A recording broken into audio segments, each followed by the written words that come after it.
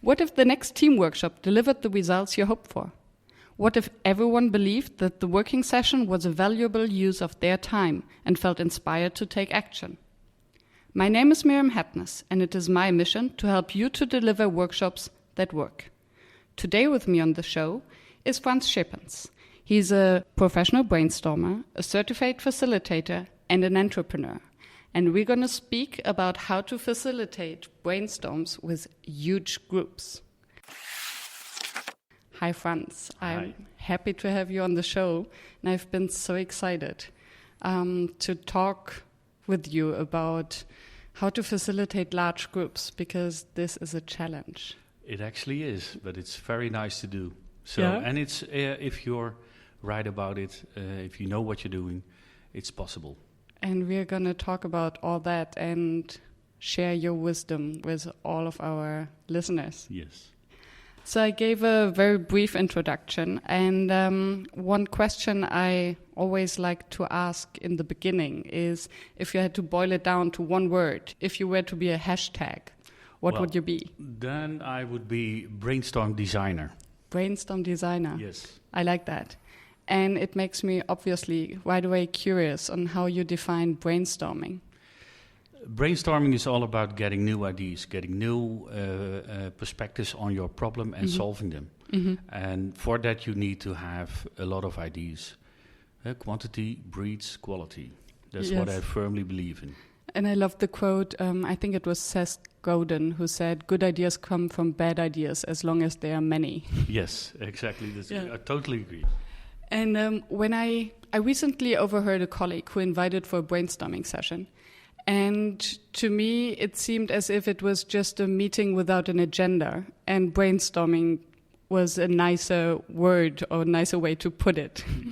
Well, then you're sorely mistaken, because I believe that when you want to use the time of people effectively, you do need to have a good program. Of course, you can deviate if something happens during a session, but having a good plan in place when you start brainstorming, that is actually very helpful and makes it clear for people what it's all about. Mm-hmm. Why do you think that, or maybe you don't think it, but I have the impression that brainstorming has quite a bad reputation. So, for instance, for lunch I just met a friend. And when I told him about my excitement to interview you today about brainstorming, he was like, oh, I hate brainstorming. They're useless anyway. Yeah. Where does this bad reputation come from? Because most people forget what it's all about, what is really important for the client and for the participants. And most people who have done a lot of brainstorms know that often the results don't count, because it's just having a lot of ideas, and you think about it 2 or 3 weeks after the fact, and nobody knows what's being done with the ideas. And actually, I think that's one of the main reasons why brainstorms have a bad name. You have a lot of ideas, you have a lot of energy, and nothing is done with it. And that's actually why brainstorming has such a bad reputation, I believe. And of course, if you don't work with the right questions, if you don't have the problem good in mind, what you want to solve, then also you have wonderful solutions for the wrong idea, for the wrong problem.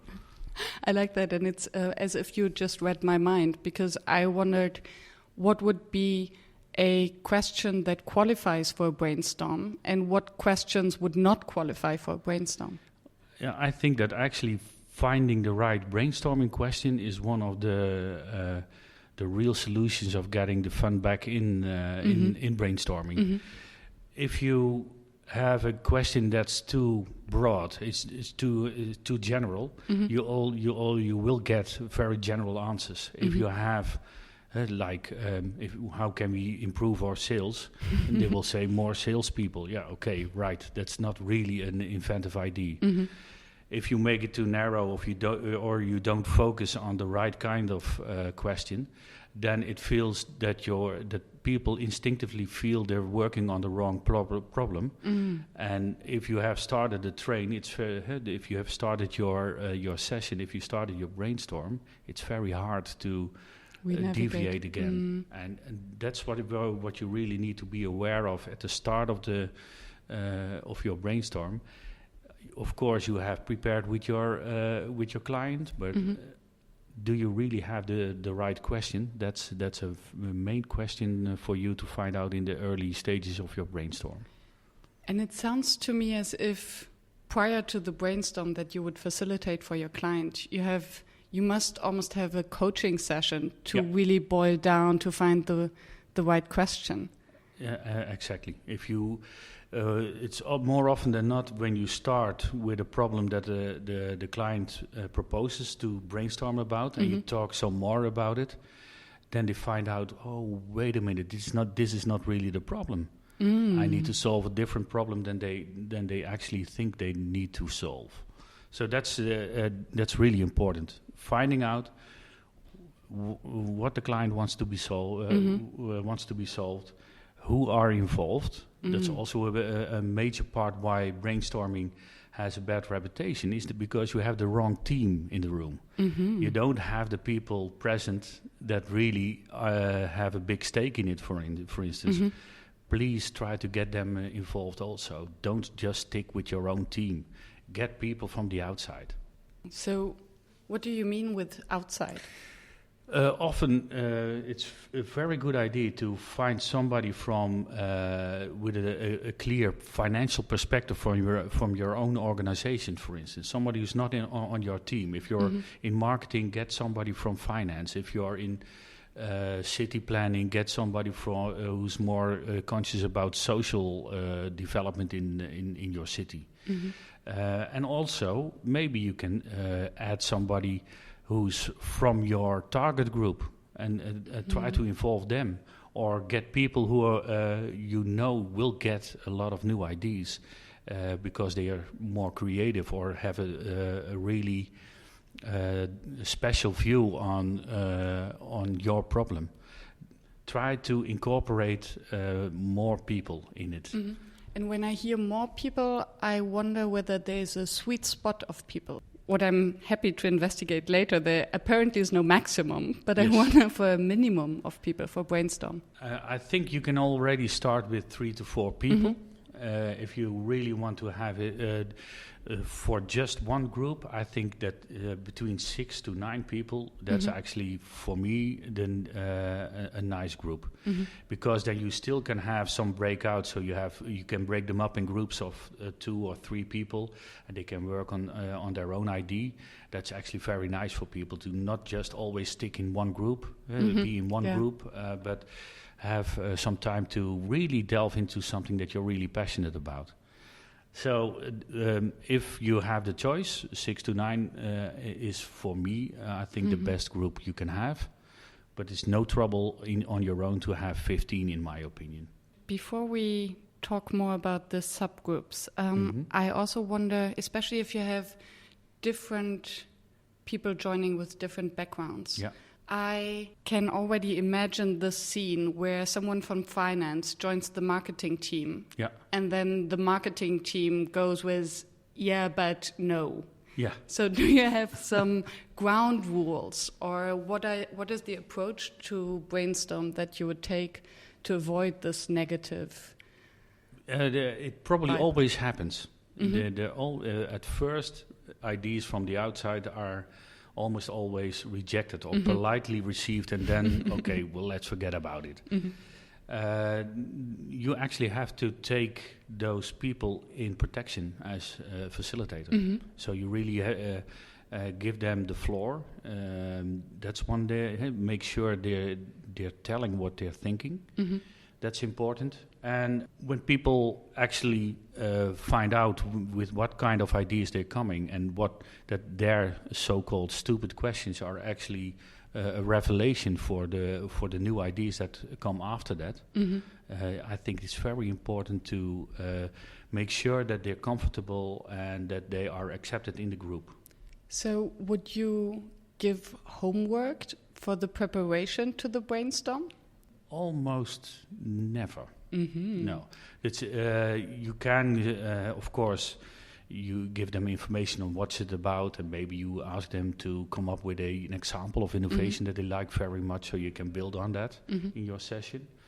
But not too much, because it often creates a situation that one or two people have actually done the homework, and the rest is just thinking, oh, I didn't do anything, I have to come up with something. So it only creates a difference in the group that's often not helpful. True. And I can imagine that maybe we get married to our ideas. So we did the homework at home, and then we want to present it and we want to stick to it. And then we're not open for new perspectives. I totally agree. Yeah. You try to come up with a level playing field. That's what's it all about. And often just having people, give them the chance to really meet each other and do that in a little different way.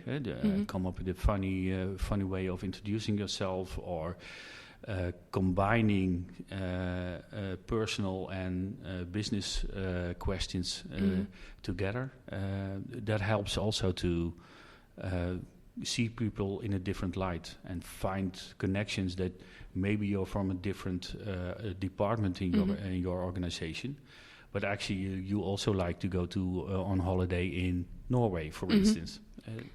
Finding commonalities. So this sounds to me very much like icebreaker / check-in. Yes, actually, yes. What is your favorite check-in or icebreaker exercise? One that I really like, especially if the group is a little bigger, is to have quadrants on the floor, so 2 axes, and you pose a personal question, and people have to decide, do you like a holiday in France or in Norway, like I said before, and just have them choose where they want to stand, and then add a question that's all about the content. So, for instance, what are the major developments in our market? Is it AI, artificial intelligence, or is it the privacy development? Whatever your question will be, and just have those people stand in quadrants, and they're already preparing to discuss with the other groups, but just have them meet the people they agree with. Yeah. So meet the people you agree with. That's actually a very nice way of getting people to differentiate and learn other people to know with different sets of questions. And it's a lovely way of having them really meet each other in a quick way. I can imagine that it's also a conversation trigger, because you need to talk to the people in order to know, okay, am I now further away from you or closer, and how close am I? Yeah. How much time would you consider for such an exercise? Most of the time you can do 2 to 3 questions in 15 to 20 minutes. And then it's already, then the new thing about it is already gone, so then you need to move on. So really about quick exercises. 15 minutes, that's the sweet spot, I think.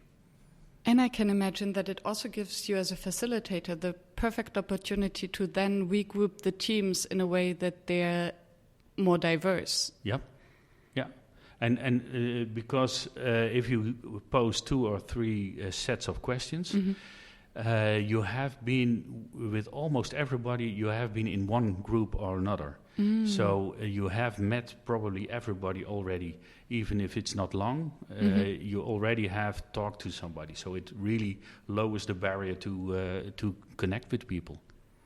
True, and I can see it perfectly work with very large groups even. Yeah.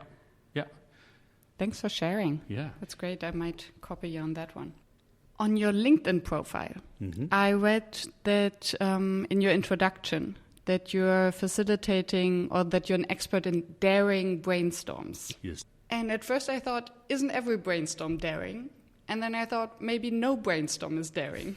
So what is a daring brainstorm? A daring brainstorm, that's,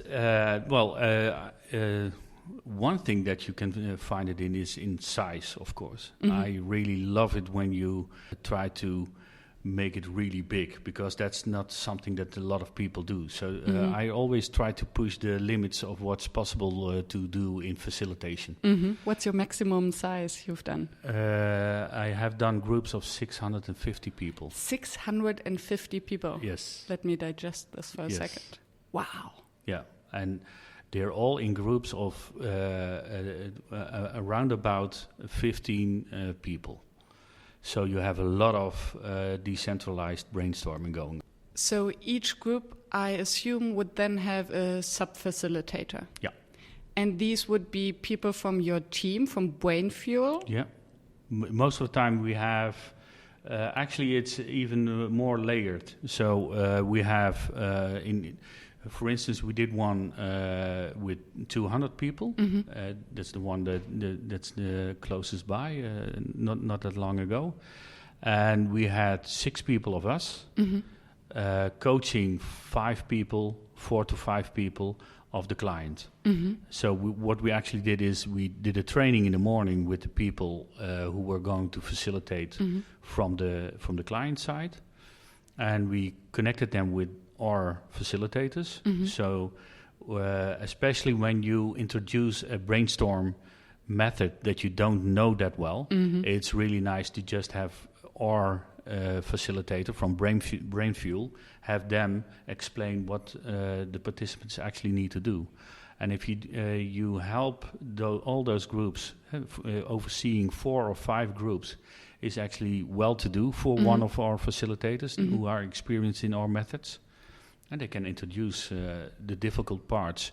If one of the teams of the client is not working, gets stuck, we can help them to get unstuck. Yeah, getting stuck I see as one challenge.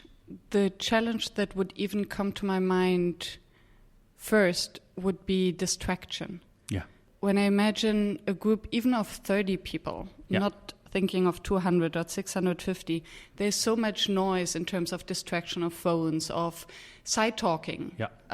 How would you manage that? Well, actually, I learned the hard way because one time we had a very big room, and at first we thought this is ideal, but actually it sounded like a church. So everybody really, there was a lot of noise. Let's just say that. Literally. But what you do then is just have people get closer. And the bonus of such a situation is that everybody really has to pay attention. Yeah. So if you put a spin on it as a facilitator, of course they don't like it.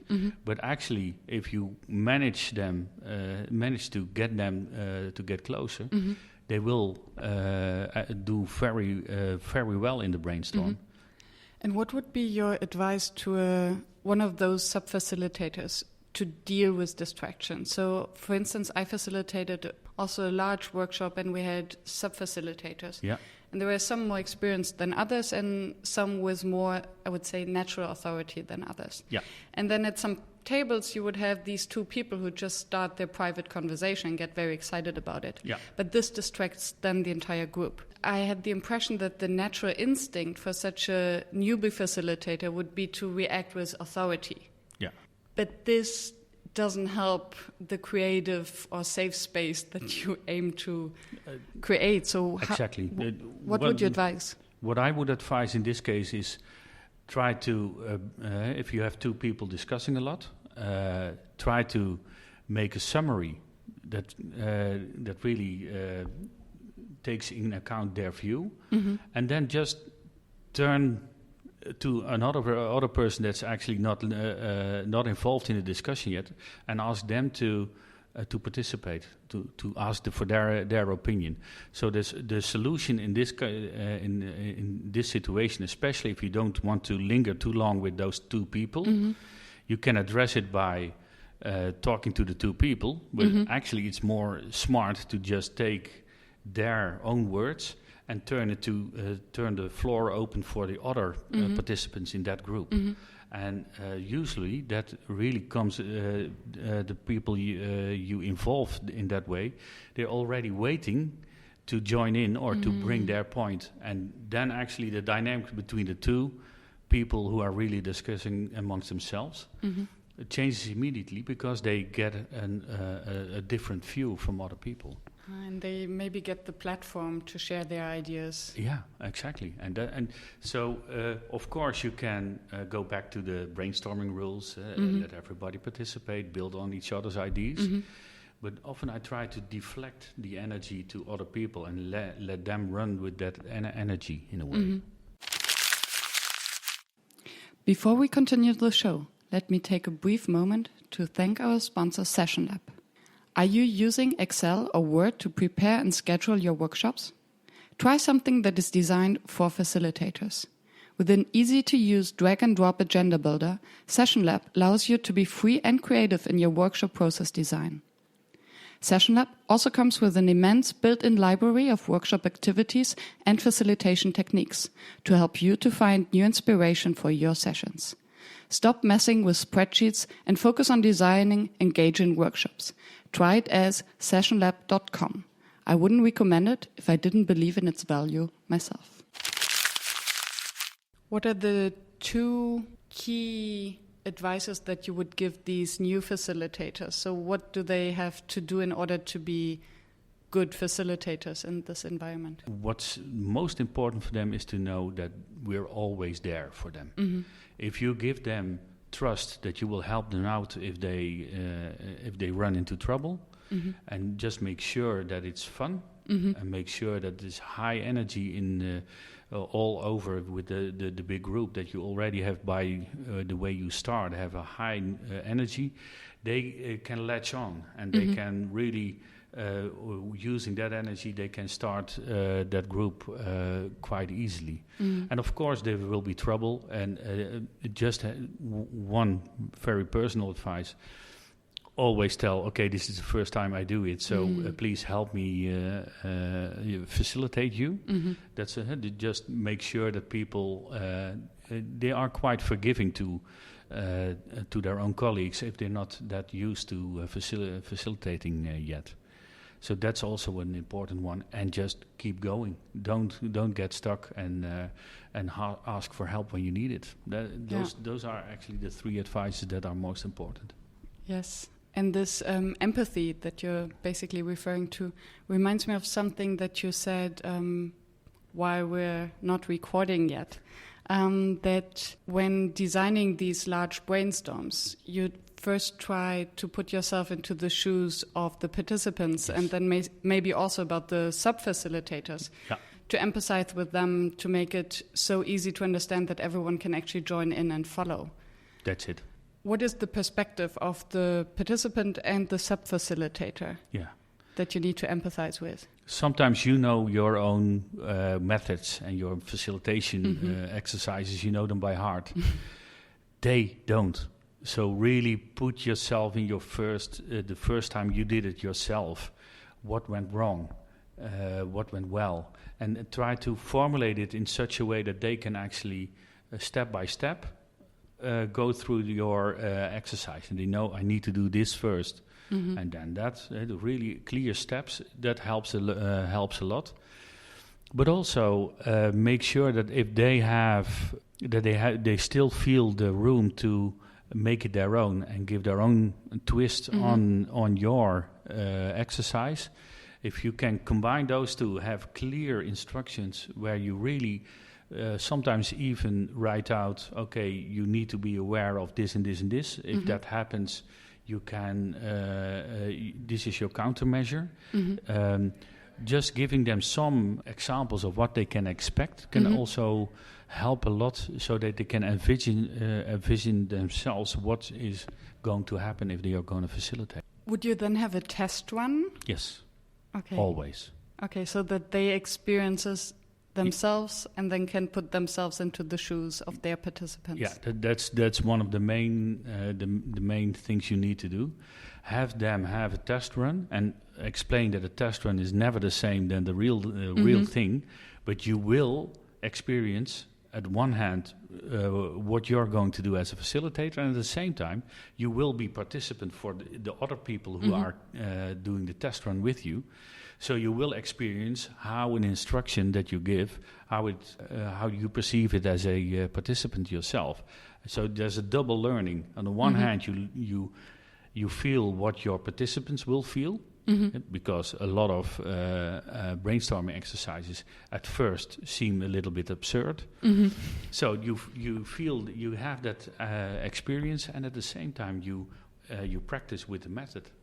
And we can tell you can ask the questions to our facilitators how to solve things you have trouble with. And I imagine especially when a sub-facilitator would believe a certain exercise is absurd, then this person will feel uncomfortable with doing that. Exactly. So what are you doing to cope with this? Have them do it. Just have them, really, you can talk about it, but just have them do the exercise themselves and find out, and maybe even check the results. So what ideas did you come up with this ridiculous exercise that you didn't come up with before? Just make sure that they have their own brain dump first. So write down your ideas and what new ideas come to the fore when you do the exercise. And then they always see, oh, wonderful! That's something that we really missed out in the brain dump. Yeah, brain dump. Yeah.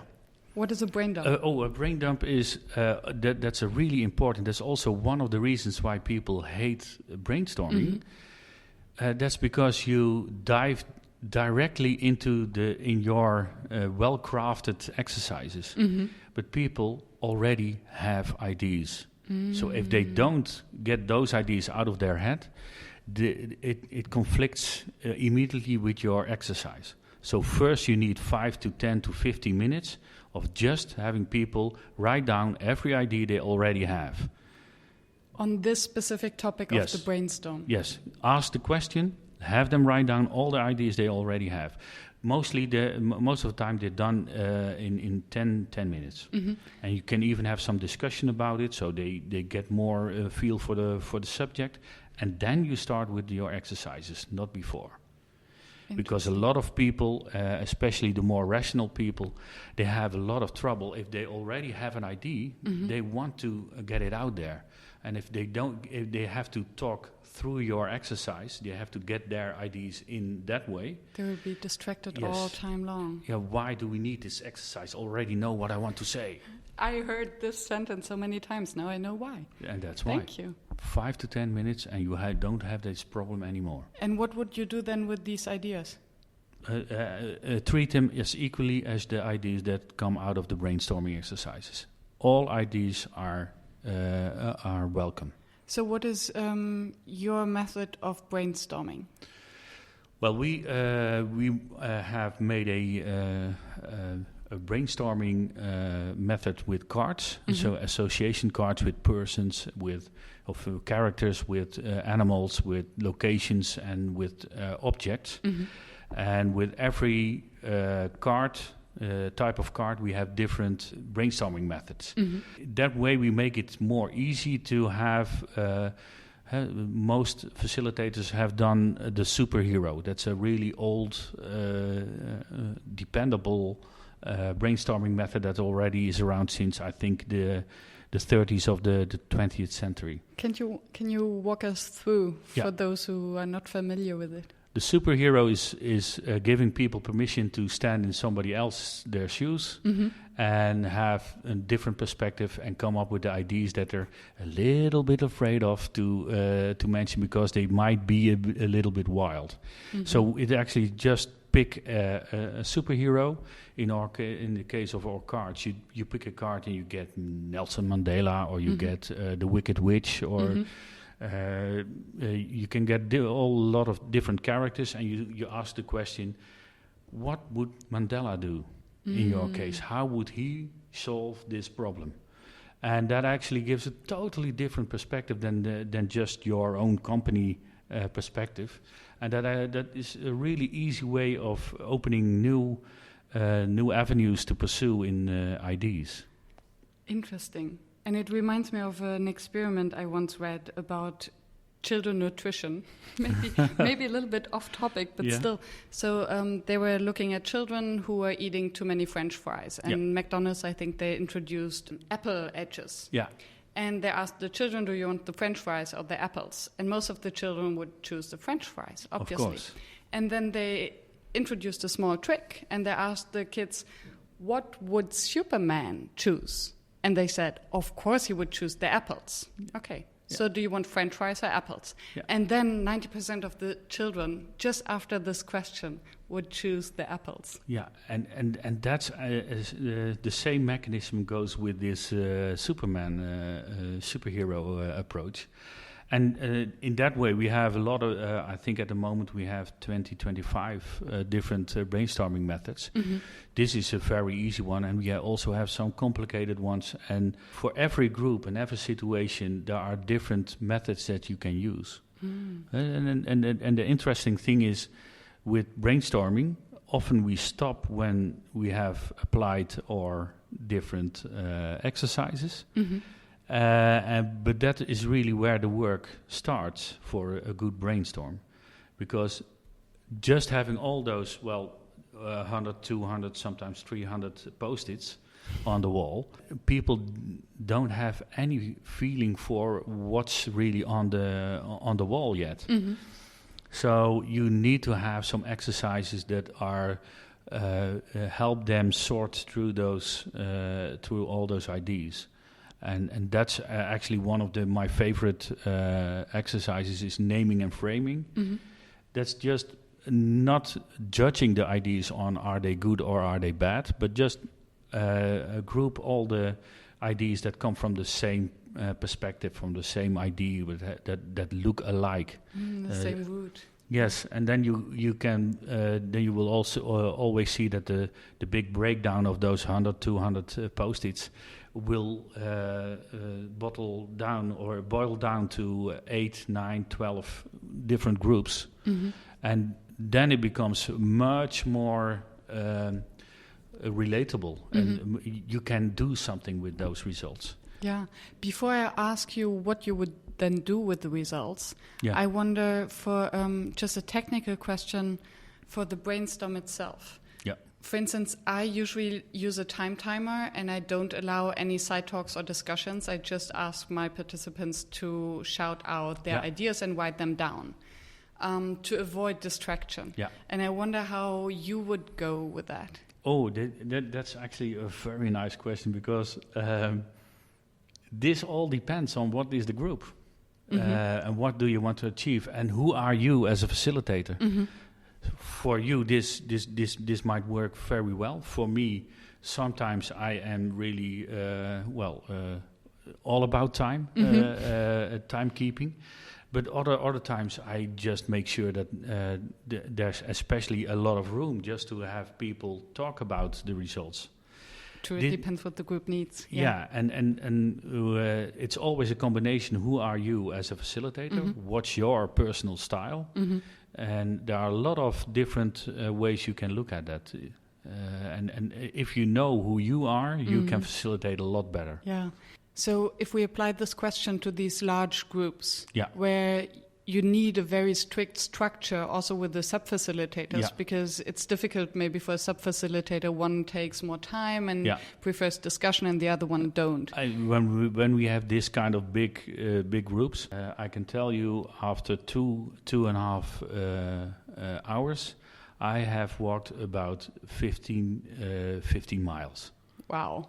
Because together with there are always two lead facilitators mm-hmm. who walk around and make sure that we're always accessible for our facilitators, but also the facilitators of the clients. Mm-hmm. You need to be omnipresent in a way, because that's the only way you can keep time. And you can help all those groups that are really struggling. Mm-hmm. If you have to be everywhere, that's the feeling that you often have. But that's actually, you learn to look at groups from a distance and know there's something rotten in the group. So you can predict and you can see on how the dynamics is are from a distance. You can see where you need to be to intervene. So what are the red flags that you can perceive? Often more important than anything else is body language, because you have a lot of groups. Sometimes especially with those large groups, you have 20 to 25 groups often. And so there's a lot of people you can look at. So if you see there are 7 groups already writing on the post-its, you immediately notice somewhere else where the facilitator is still talking, still introducing, where people are discussing a lot. And then you just gently sail below the radar, is how I call it. You really come in not as the authoritative facilitator, but you keep your distance and get permission from the facilitator to have a little intervention. Yeah, and then you can really swing all those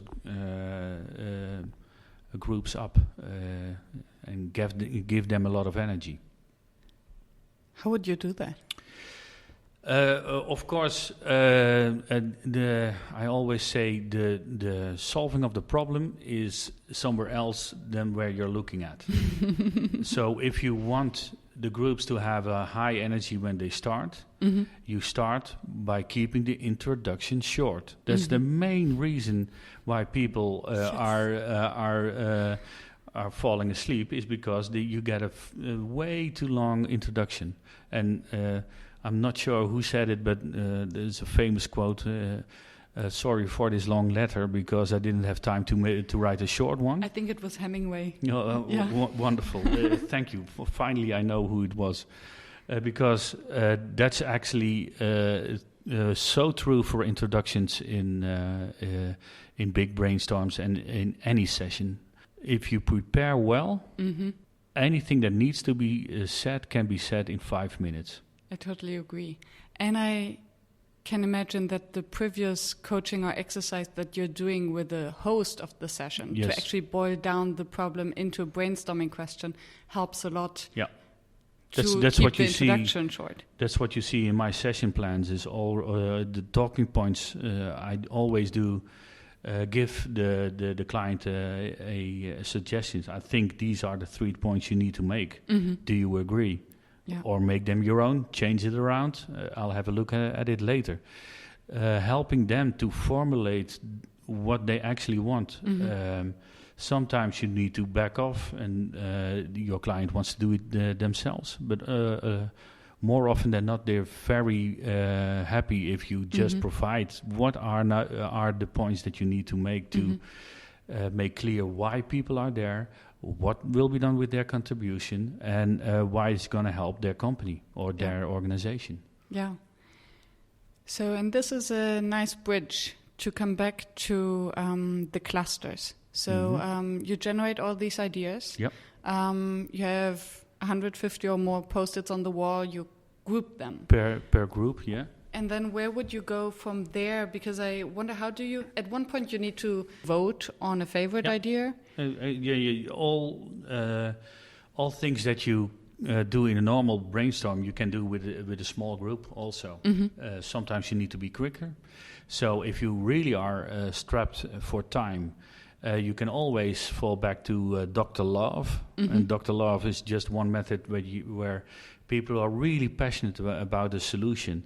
Just have them step in front of the group, proclaim their love for the solution they like, and see if it resonates with the group. And if there are a lot of people who like that a lot, well, go for it and make a group of of those people. Have them come up with an implementation plan of 1 to 5 steps. What do we need to do to make this a reality? And that's actually one choice you can make, just to vote by energy. I feel energy for this idea, and let's choose. But that's actually a method. If you look deeper into it. That's not always the right way. You lose a lot of quality ideas because... Introverts. Introverts. There we have them. Yeah. Power to the introverts. Yes. Yeah. And so naming and framing, like I said before, you can do this actually quite quick if you have the permission from the group to, be quick about it and make sure that they know, we really need to speed up, but we do need this step of choosing ideas. It's often, in our case, it's 1/3 of the program we have with that group. Mm-hmm. We spend really 1/3 of the session, even if they're short ones, on choosing the best ideas. And how do you choose them? So you go about with, for instance, naming and framing, and then you talk them over. What are you can even. We have our own selection method, selection day, where people can vote, not just dot vote, just give them 3 stickers and 2 will be put on the ID they really like, and the third one, let's put it there. That's often what happens with dot voting. Mm-hmm. But we have what's an ID that will succeed in the short run. What idea will be good in the long run? What's the idea you like the best? The idea you love, and what's the most unique, the most creative idea? And if you give people those 4 choices, they tend to spend more time on really choosing placing their votes on the right idea. I like that.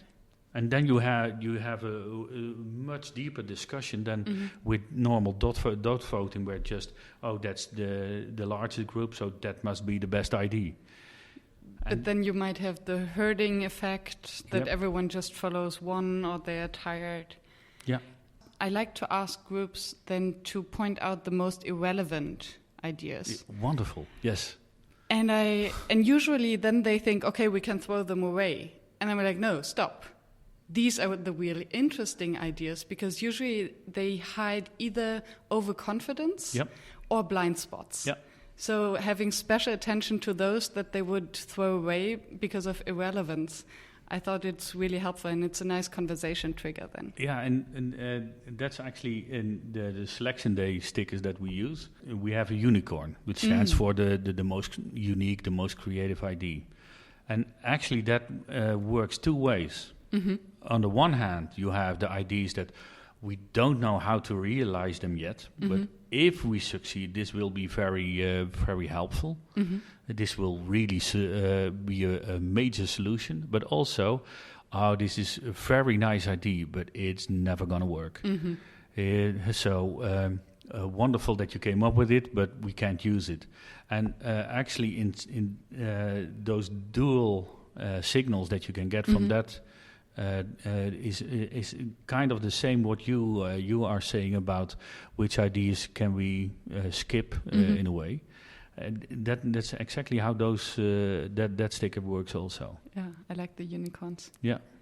So how would you then go from the selection of a few or maybe one idea? Would you then, still in the brainstorming session, go deeper into one idea or 3 ideas? Yeah, you can do it in several ways. Mm-hmm. On the one hand, we work a lot with canvas to in this way. In this case, we have one canvas that we call the greatest hits. It's just an A3 paper, and we have them choose the 3 best ideas. The most funny idea, so that you have something to joke about when you're giving it back to the whole group, that there are some funny stuff also, and give them the chance to just write down which conclusions have you come upon in the discussion of your ideas, and what insights did you get from the whole exercise. And if you give them 5 to 10 minutes just to fill in that form, you have actually a very nice way of getting people to really boil down the best ideas from that group. And that's if you have one person from the client who can assess a little bit those ideas, and you have a facilitator who can manage the discussion with the group, that often you can do this in just 5 to 10 minutes. Yeah. All part of the selection process. And I imagine that then the facilitator, the table facilitator, would present it then to the plenum in a kind of summary session? Yes, but you can understand if there are 25 tables and you have 25 sub-facilitators presenting, this is taking way too long. You have 80% falling into a coma. Yes, exactly. This, so what actually those canvases do is we have them, we can examine them, give them a prolonged break for 20 minutes, and you can walk around and just study them. Study them, pick out those ideas that really stand out. Then it's like a poster session. Yeah. You can even combine this with a after brainstorm drink or... Exactly, and you need to be clear. You need to be clear about what are we going to do with your ideas. Make sure they know no idea is wasted. So everything will be recorded. Everything gets its place in the new plan, in the new direction of the company.